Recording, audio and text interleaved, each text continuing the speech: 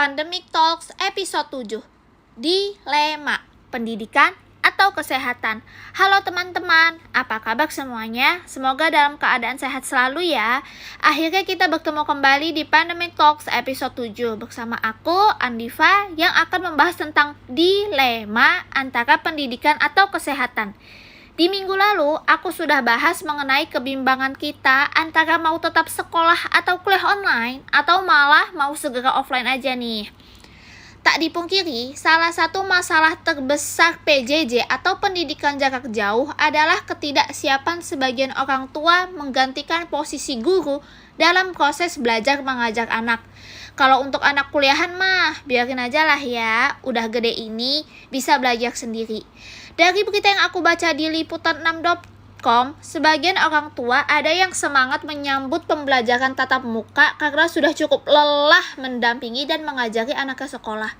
Tetapi, sebagian orang tua juga ada yang belum merelakan anaknya untuk sekolah offline karena berharap PTM atau pertemuan tatap muka dilakukan setelah seluruh murid, guru, dan staf sudah menyelesaikan vaksin tahap kedua dan masih ragu nih apakah seluruh murid, guru, dan staf dapat menerapkan protokol kesehatan yang ketat di sana. Menanggapi keresahan tersebut, Pak Nadiem yang akrab disapa Mas Menteri menyatakan bahwa kita tidak mungkin terus melakukan PJJ sampai semua pelajar mendapatkan vaksin COVID-19. Sebab butuh waktu setidaknya 2,5 tahun untuk menyelesaikan vaksinasi seluruh pelajar di tanah air.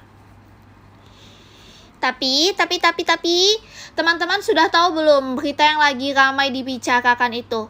Yang itu loh, berita bahwa 54 siswa SMAN 1 Padang Panjang positif COVID-19 karena pembelajaran tatap muka. Dari berita yang aku baca di cnnindonesia.com, awalnya ada satu murid yang menunjukkan gejala berupa demam dan kehilangan indera penciuman. Meski anak itu sudah terdeteksi ada indikasi positif COVID, anak itu tetap digabungkan dengan murid-murid yang sehat, sehingga tidak ada pemisahan antara murid yang benar-benar sehat dengan murid yang menunjukkan gejala.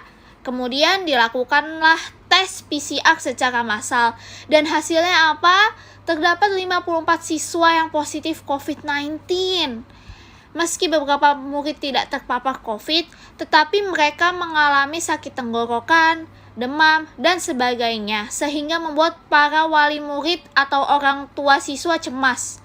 Hingga saat ini, katanya murid tetap dicampur di asrama yang sama dan tidak diperbolehkan pulang ke rumah.